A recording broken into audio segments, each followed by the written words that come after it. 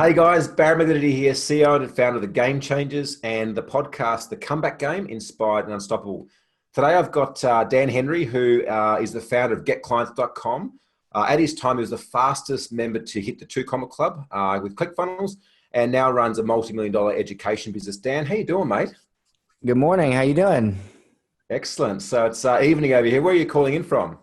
Florida. Well, today, cloudy Florida, not sunny Florida.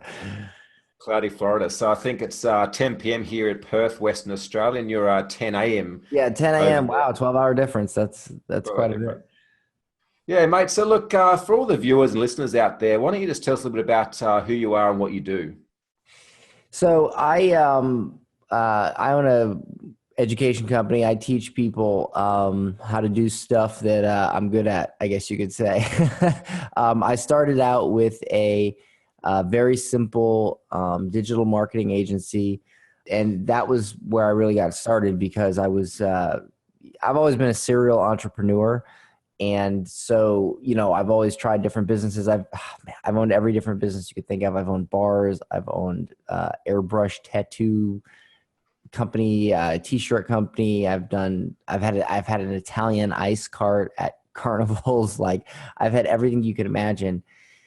And, I just made some bad investments and ended up dead broke. We were so broke, we were trying to sell water bottles on the side of the road to pay our electric. And then I remembered that, I learned how to do Facebook ads from when I owned one of my bars. That's how I was able to get business. And so I thought, what if I do that for other businesses? What if I didn't have to worry about dealing with employees and dealing with the actual business? Instead, I just did the advertising part and charged for that service. And so, and it was my wife that gave me that idea. And so I did that. And in my first month, I went from again, trying to sell water bottles on the side of the road to doing $10,000 in profit my first month. And then I grew up from there. I started doing coaching, and then eventually I launched an online course showing my own method to running an agency, because it was quite unorthodox and different than what most people do. So I showed that. And fast forward to today, I have a multi-million-dollar education business. We have over 500 video success stories and reviews and testimonials. And it's just been a wild ride. Wow. So, mate, first of all, how old are you? 31. I'll be 32 in a couple weeks. Yeah, yeah. And you've just become a new father, I understand, as well. Yep, that's why I'm so tired. I just had a baby boy. Came in a little rough. He had to go to the NICU right away. We were in there for 2 weeks. He had really bad breathing difficulties, a collapsed lung, and we didn't leave his side for the first 2 weeks while we were in the NICU until he came out. And that's one of the reasons I love what I do, is because, I can't imagine what it would be like to have a normal job, because we stayed there. We stayed at the hospital. Mm-hmm. And my business, because I run automated, online education programs, Evergreen, online courses, Evergreen, I didn't do anything. I didn't contact my employees. I just stayed there with my kid, and my company still produced the same revenue. So, I'm grateful that I have that all set up, because if I had a regular 9 to 5, I saw parents coming in and leaving, because, they had to go to work, and I'm just glad I was able to be there the whole time for my kid. Yeah, that's incredible. And mate, so when did it all begin? When did you, start your first business? Ooh, my first business. I would probably say my first business was when I was 10. I was probably 10 or 12. And I was going around mowing lawns, and I was charging $10 a lawn. And all of a sudden, these other kids in the neighborhood came in and started charging $5 a lawn and undercutting me, and took all my business. And so I thought, well, I could whine about it, or I could figure this out. So I went to those other kids and I said to them, hey, do you guys like dealing with these old people and selling them on your lawn care services? And they're like, no, not really, but I like to make money. And so I was like, well, let me ask you something. What if you never had to deal with them again? What if you had the same amount of lawns. You never had to deal with them. And you just showed up, mowed the lawn and left, and you never had to even talk to them. And they were like, that would be great. I was like, okay, well, if I sell these people and I get you the lawns and you still get $5 each lawn, would that be okay? And they said, yeah. So I went around and I sold, all I did was I sold all of these, old retired people, because I live in Florida. That's the demographic here, on us mowing their lawn. And I got paid $10. I kept $5. I gave $5 to the kids. They went out and mowed. And now I was making $5 a lawn, and all I had to do was go and talk to them. I didn't even have to mow a single lawn. So that was my first business. And is mum or dad entrepreneurial? Not really. No. No. My dad is at the time was a disc jockey. He was a crazy disc jockey in Savannah, Georgia, and in Chicago. He was kind of like a Howard Stern a little bit, wild and zany online air personality. And then my mom was just always like a corporate career woman. So no entrepreneurship in the family whatsoever. No, God, this is incredible. It's incredible that even back then, like your skills of influence and persuasion were still so strong at 10 years old. Well, I was just like, I don't want to mow the lawns, but I still want to get paid, and I don't want to lose all my business. So I just put 2 and 2 together and figured it out, because I was just like, I just saw that I had a skill talking to people, and I don't think I just got the sense that they didn't like, because, no kid likes to talk to old people. Like, they just do it because you have to. So I just sat there and listened to their stories for 10, 15 minutes, collected the money, and went home and played video games instead of mowing lawns. So, I just put 2 and 2 together. Yeah. And so the drive for the marketing business, it sounded like, you tried a bunch of different businesses, some kind of worked, some didn't work. The marketing, was it more so like an initial drive around obviously then to feed yourself because you was selling bottled water on the side of the road? Is that where the initial drive kind of went into? Like, what was the thought process or decisions to getting into the market in the first place, outside of your partner kind of suggesting it as being a good idea? Well, because what it was I had always tried to start a business to make money. That was always my play. And obviously when you start a business, there's expenses, there's time, there's risk, there's all these things. When you run a marketing agency, there is no risk, because you are getting paid to run ads for another established. I mean, obviously, if you do it right, you said a lot of people do it wrong, but if you run ads for an established business that's already bringing sales in every single day and closing them, and they just need more, it costs you no money. They pay for ad spend, they pay your fee. And you can land a client within a day or two and start getting paid. So for me, it was a way to use the skill that I had, because that was the thing. The reason I always wanted to own a business was I thought I was really great at promoting. And so, I always I used to watch movies about advertising guys, and I remember I saw I remember the show Mad Men. Yeah. I just always thought that stuff like that was really cool, like these advertising guys. And when I was a kid, I used to thought well, how cool would it be to be the guy that came up with these advertisements for these companies, And it's funny because back then you would have to work your way up the corporate ladder and smoke cigars with the right people and rub elbows and work your way up to get a position like that. Today, you can just log into Facebook, click Ads Manager, and now you own an advertising business. I mean, that's it. The game has changed. So I just took that skill, and then I went and did it for others, charged money. It's like the perfect business, because you don't have to run a company. They're running the company. You're just doing the advertising. There's no risk, and you can get paid right away. And so I went ahead and, I taught everything I know about that. And now some of my students have surpassed, even what I did. I've got a few students that are at $50,000 a month with their agencies. They got 50, 45, 50 clients. And it's just crazy. because I follow the rinse and repeat method. Get one client and keep getting the same type of clients after that, and just put everything on an assembly line. Because I like to automate and make everything I do as passive as let me turn that off as passive as possible. Because why do we do business? Do we do business to work, or do we do business to enjoy the progression of our lives? I work because I want to feel good about bringing value to people. I want to be able to spend time with my family. I want to be able to get the things in life I want, like a nicer house or a nicer car or good doctors for my kid or whatever. But,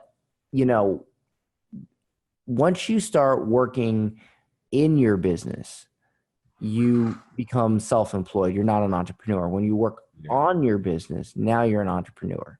You know what I mean? So I always try to set things up from the beginning where I work on my business and not in my business. Which is smart. Start with the end in mind. Which Right. a lot of people we've met, fall into the trap of just working to keep the doors open. They haven't even got a business. They bought themselves a full-time job. Even worse than that, they're working 80 hours a week. They're not getting paid anywhere near as much as working for someone else. They're there long after their employees go home, and they're literally just breaking even at best. How did you go about getting those first few clients then? Obviously, you'd done some previous marketing, but you hadn't had an agency. How did you go about actually getting clients on board? So here's my thing. There's so many people out there that will try to do things like learn sales copy, learn cold calling, all that. And I felt that was that's largely overrated. So I thought to myself, because I remember when I was about 18 years old, and maybe I was 19, but I started a little web design company, and I would get I would do like WordPress sites for $500, and I'd post on Craigslist. And I started it at the same time internet pal of mine started, he lived in California, I live in Florida, and we started at the same time with the same knowledge, the same skills. And 2 months after we started, I didn't have a single client. I could not find anybody. I posted all the time on Craigslist. So I call him up. I say, hey, how are you doing, man? And he says, well, I have like 20 clients. And I was like, you have 20 clients? How did you get 20 clients? And so he told me, he's like, well, I started out by posting on Craigslist every day to try to get clients. I said, well, that's what I do. He says, yeah, but nobody wanted to hire me because I had no previous clients, and they didn't take me seriously. It didn't matter what I said. And, so I said, oh, so what did you do? So what he did was he went on Craigslist and he posted, he said, hey, listen, I am doing free websites. I will do your website, a 5-page website, absolutely free. All that I ask is that you give me a video testimonial. And so he posts it, and right away he gets 30 businesses that reach out. He takes 5 of them on. He does 5 websites for free, gets 5 video testimonials. And then he went and reposted after that, sharing the portfolio of his clients and his video testimonials, and people started signing up easy. I was like, holy freaking crap. So I started doing that, and I started getting my little $500 word. I worked for free in the beginning, and I got the testimonial, and I marketed the testimonial, and it was just easy. So what I did in the beginning was I did a couple ads for people for free, and I did the same method, and I got a result, and I showed that result to more clients, and they signed up easy because I already had the case studies to prove. And so that's what I teach, and that's how my students get started. And it's funny because there's a lot of people in the industry that they have this hoity-toity, nose up in the air, you should never work for free type people. And I get heat for suggesting this, and I've seen other people suggest it, and it blows my mind why people do that, because the fact is you're not working for free. You're working to gain a marketable asset that's arguably worth more than money. And so the concept of working for free to get testimonials and why that's a bad thing is insanely ignorant. I mean, like it was so, I could not close a single client prior to that. I went out, I put a very minimal amount of my time in. I didn't charge for a couple clients. I got a result. And then every single time, like if I went to a realtor, I said, look, hey, realtor, I charge $2,000 a month. Look at this video of this realtor from Tarpon Springs, screaming at the top of his lungs about how I got him 50 leads this week and he's so happy. Like, you get what I'm saying? Like, now it becomes so easy. It's like a hot knife through butter. Why wouldn't I do that? And so a lot of people, they get this thing in their head. They're like, I'm worth this. And it's like, you are worth exactly how much you get paid, right? Yeah. That is how much you're worth. You're worth that at your job. You're worth that at, like, oh, I know I'm worth more than I get. No, you're not, because otherwise you would be getting paid for it. You'd go out, you'd ask for a raise, and the boss would say, you know what, you are worth it, and they'd give you the raise. Or if you ask for that from a client, then they would give it to you. You're worth exactly as much as you get paid, because that's what people are willing to pay. So, I went out and I charged, more than a lot of people charge, but because I had those testimonials in place, I closed easy. Yeah. And again, imagine, like, if you had to continue down that initial path, which was, trying to get jobs off Craigslist, without that, where you'd actually be right now. So I didn't do that for the ad agency. That was when I was like 18. I doubt that method works anymore, because it got kind of like everybody started doing it. So, but I know what I did for, I just posted on Facebook. I said, hey, would anybody like me to run ads for you for a week for free to test out my service? That's all I did. And people just jumped on it. I actually same strategy, giving before you get. Yeah. Yeah. And I actually, that's why my webinar does so good. I teach this script called The Curious Student on my webinar. And when people do the script, this is what's so cool. They're on the webinar, they do the script, they post it, potential clients start messaging them, and they're like, holy crap. On the webinar, because I tell them on the webinar, I'm like, do this right now. And so, like, they see potential clients messaging them while they're on the webinar. So by the time I get to my pitch at the end, they've got like 5 people messaging them that they have to buy. They just have to buy. Like, they're like, well, I've got a business now. Like, people want my service. So I've got to buy Dan's program, so I know how to do it. Like, so that's one reason my webinar converts so crazy well. That's incredible. That is absolutely incredible. So, what sort of, ongoing education do you embark on? Like, obviously back then you were self-taught, you'd done a bit of the advertising for your bar.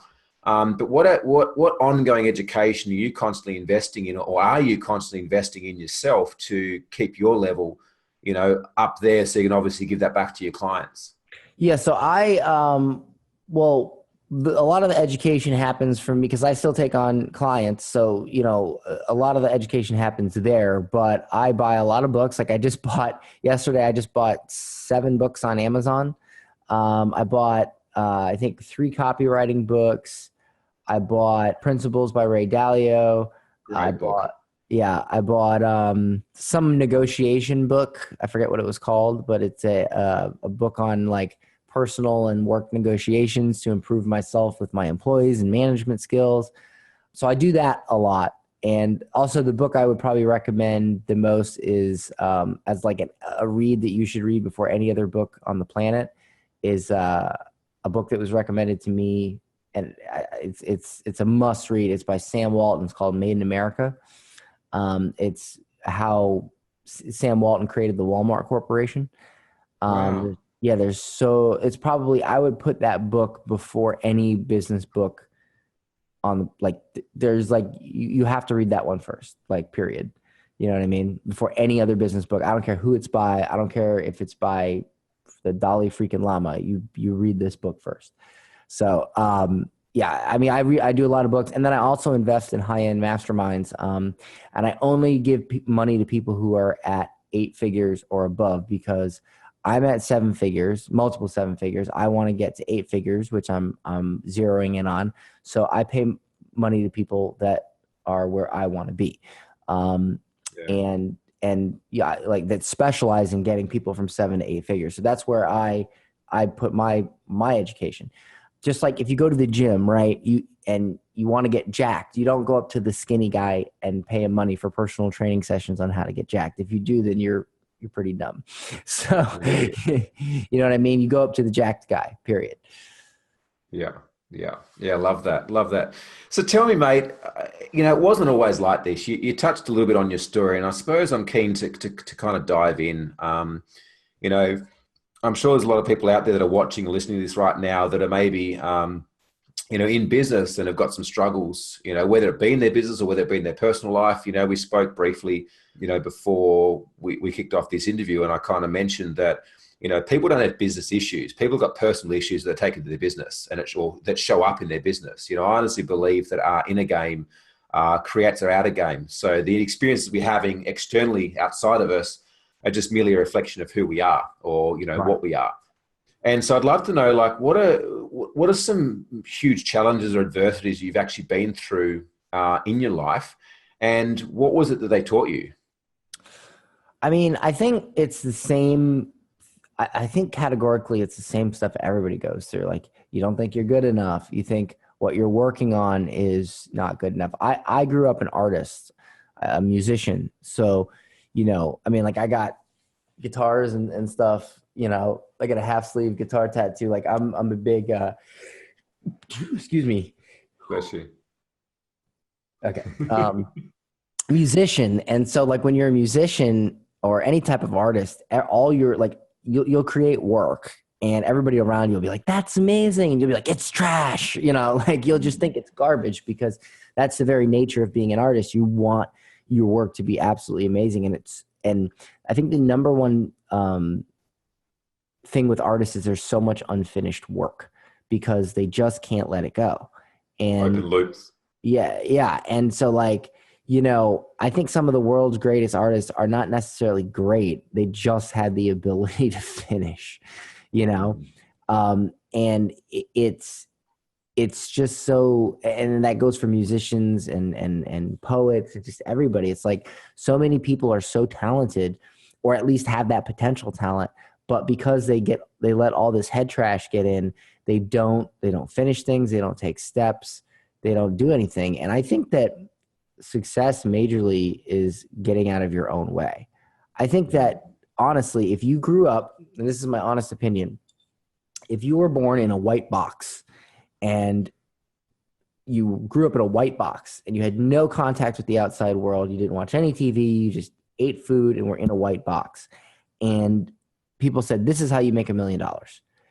And you said, okay, you'd probably make $1 million faster than anybody on the planet, because you have no external input or no experiences to cloud your mind. Okay. Mm-hmm. And so I remember the first day I knew that I was going to be a millionaire was the day that I did my webinar, and I made $48,000 that day. I sat down and I really was hoping to make $10,000. Like, that was what I was hoping. Like, I'll tell you a quick story. Yeah, please.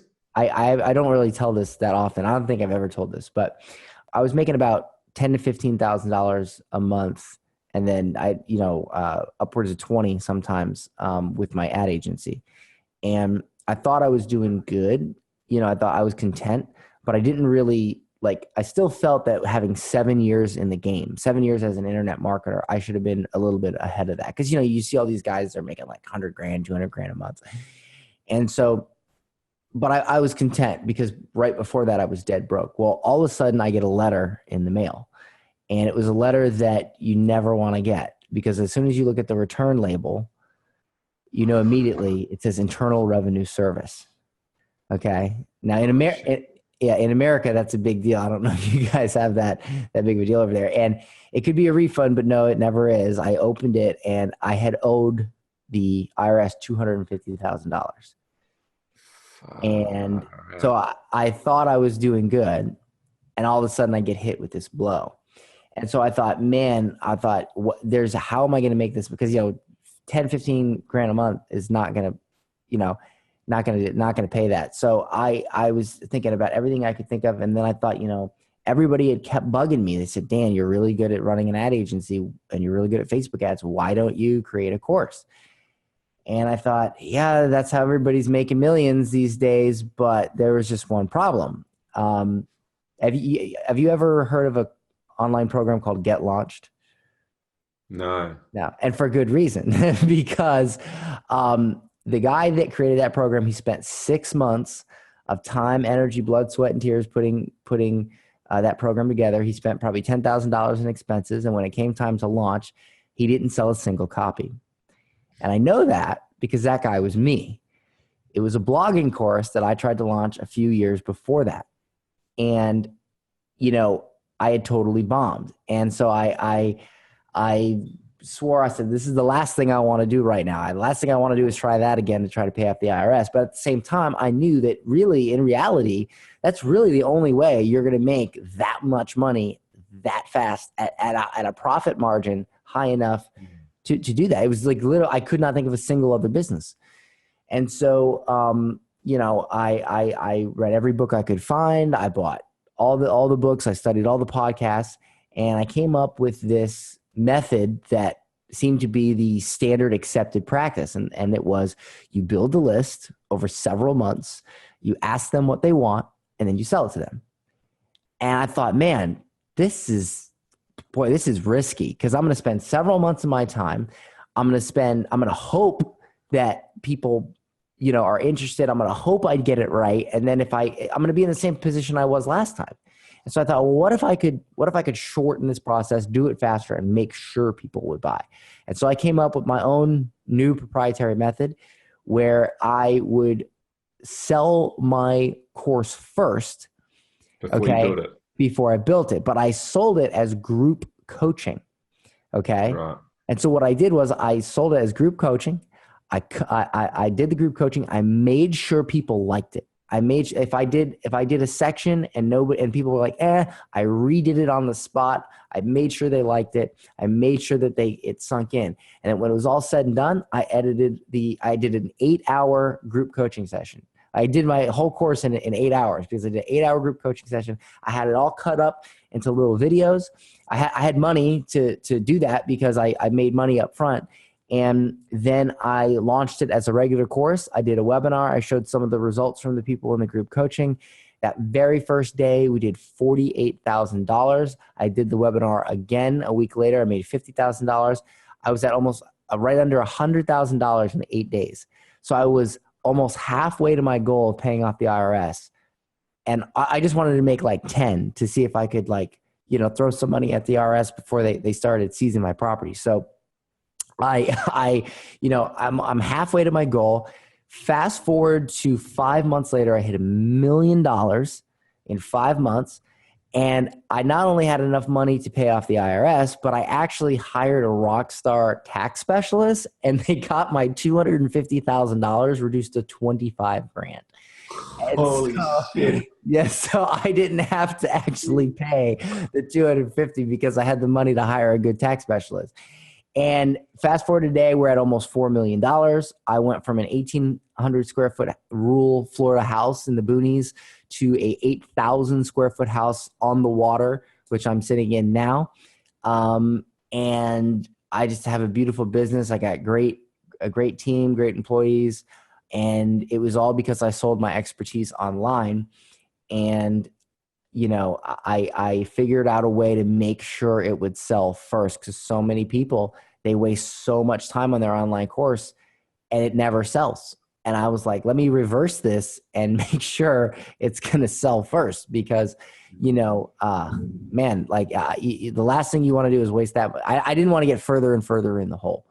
So, that's really, that's kind of my story in a nutshell with that. I think you asked a question prior, and I forgot what the question was, where we were leading, but no, that was absolutely perfect. How many people joined that group coaching course up front, and what did you charge for that? So this is cool. So this is what I did. I said, listen, you don't know me.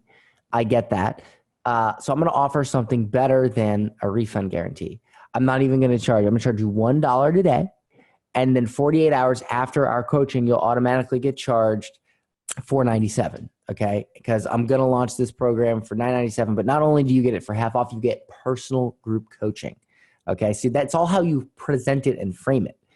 You don't say, oh, I'm pre-launching and you're getting a pre-launch price. You say, I am launching for $9.97, but what I'm going to do is I'm not only going to give you half off, but I'm going to teach it to you personally. I'm going to give you group coaching. You see how I frame that? So now they're like, wow, I'm getting more, not, oh, I got to wait for the course. You see what I'm saying?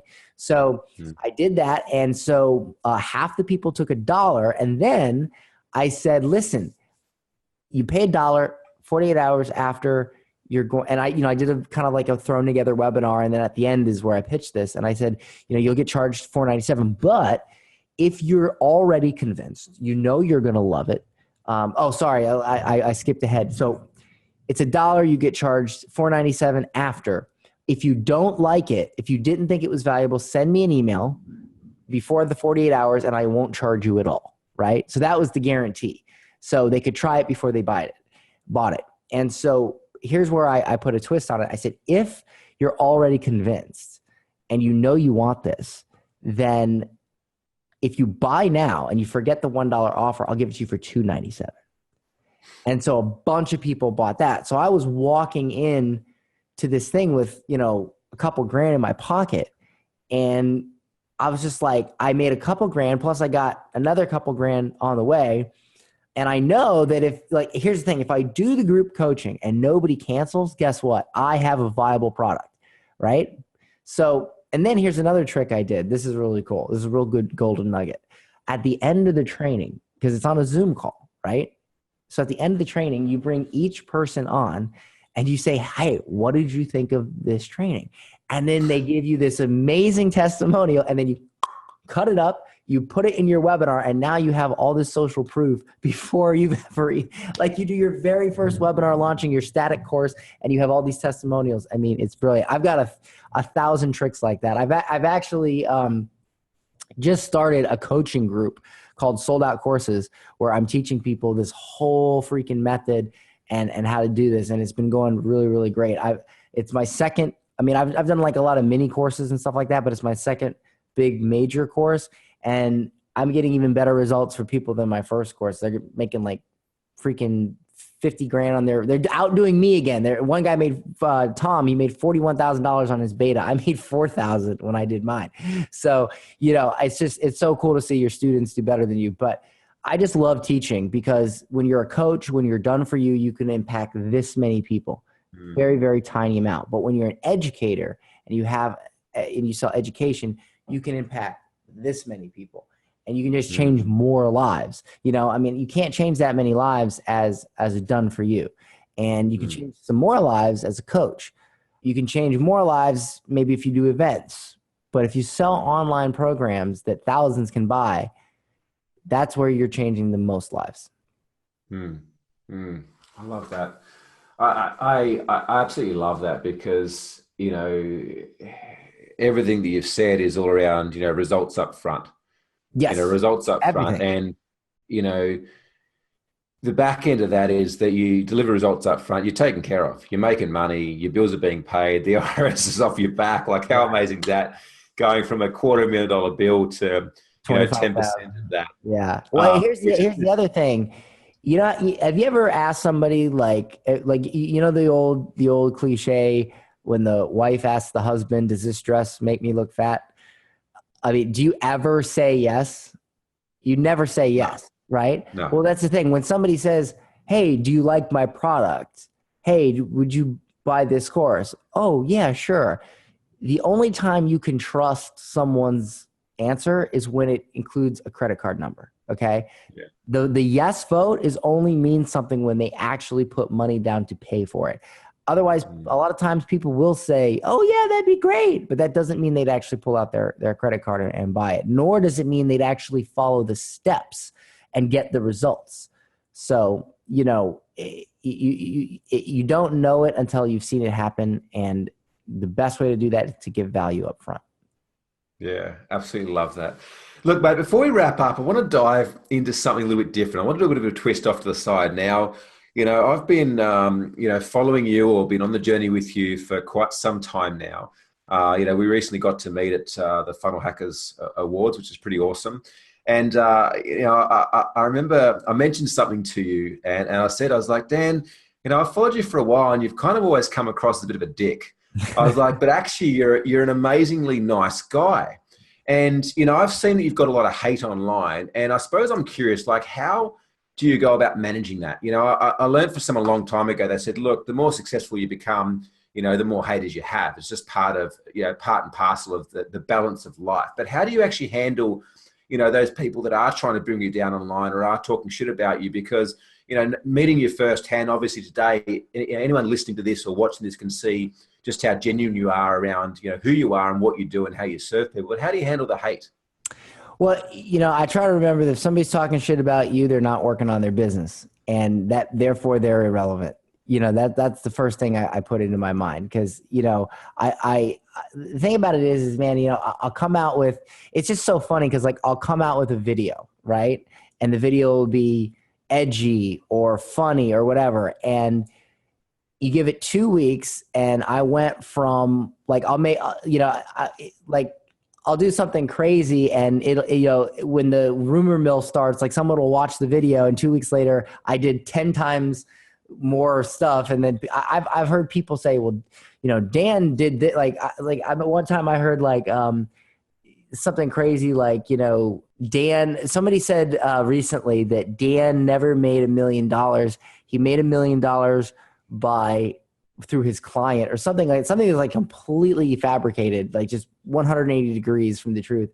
And I'm just like, I used to let it bother me a lot, but the fact is that, if you're not pissing people off, you're doing something wrong. My style is very direct, right? Like with my students, with the way I teach, I'm like, listen, I'm more like that Garrett White, Alex Becker, even Tony Robbins. I mean, you ever seen Tony Robbins? Here's the thing. You see Tony Robbins on TV. He's so nice, but you go to a Tony Robbins event and he's like, stop being a pussy. He's just like, he is. And so that's how I am all the time because, I have most of my followers, all my followers, they like that because they don't like the fluff. They don't like the BS. They don't like all that. And I don't mind cutting right to the point and saying like, listen, the reason you're not doing this, is because you're letting yourself get in the way. Get the fuck out of your own way. You know what I'm saying? And some people, they're like, oh, Dan, he cusses or he could be nicer. And it's like, yeah, I could be nicer, but there's so many people out there that are nice. Okay. There's so many people that you can listen to their podcasts or take their courses and, bake cookies with them. And, but that's just not me, man. Because I never achieved anything in life by somebody patting me on the head and saying you can do it. I achieved things when people checked me on my bullshit and said, Dan, stop being a pussy, like get it done. And that's how I got pumped up. That's how I got hyped up. And so some people don't resonate with that. And some people don't resonate with the zany humor that I do. Like one time I did a video where I said I was purging my Facebook group, and so it was based off The Purge, the movie The Purge. So I did this video where I showed up to this guy's doorstep and I'm like, you haven't commented in the group for some time. And he's like, well, I just thought I would lurk around. So then I stab him. The Batman one, yeah? Was that the screen one? So crazy, yeah. So I stab him in the stomach and we had fake blood and we just made this whole big skit out of it. And it was a direct parody of the movie The Purge. And so, of course, some of these people come out there not even thinking about that. They're just like, Dan made a video inciting violence against his group members. And I'm like, dude, it's a parody of you don't watch Saturday Night Live and go, oh, they did this. You wouldn't say that. You'd be like, oh, it's Saturday Night Live. They did a skit. But if I do it, all of a sudden I'm inciting violence. No, it's a freaking skit, dude. And so if I knew I was doing something wrong and people hated me here's how I'll wrap this. If I knew I was doing something wrong or inappropriate to me or bad and people were talking shit about it, I would feel bad because I would feel like people are onto me and they're calling me out on my stuff, but that's not the case. People are just whiny little bitches and they are oversensitive. And those people don't need to follow me anyway. I have my followers who can take a joke, who have a sense of humor, and who are ready to get to work and make shit happen. And, you know, I don't worry about the snowflakes that like, if you're busy getting offended, you're not working on your business. If you're busy talking shit, you're not working on your business. Okay. Work on your business. You know, that's it. So, I mean, I don't let it bother me because, again, you know, if they were anything special, they'd be working on their business. Mate, I love this shit. So, Dan Henry, mate, thank you so much for your input on today's episode of the podcast, The Comeback Game. Mate, if people want to connect with you and some more of your zany humor or inappropriate jokes, where can they find you? Man. So you could probably find me there. I mean, my about me and all that's on getclients.com. I have a Facebook group called The Art of Advertising where I'm in a lot and I do some stuff. I've been a little quiet on Facebook lately because I've been secretly trying to take over the world, but probably my Facebook group would be the best place if you want to see any as long as they comment, otherwise you rock up on their doorstep and stab rock them. Up and stab them, you know, full effect. Oh, we had a zombie at the end of the video too. That was pretty fun. So if you don't like zombies, then I don't know, you're not for me. So oh, mate, it's been absolutely fantastic. And look, for everyone out there watching and listening to this, like it, share it to people that you think needs to hear the message that if people are talking shit, they're not working on their business. Mate, my name's Bam Magadidi, and it was an absolute pleasure, Dan. Thank you so much. It was a pleasure coming on.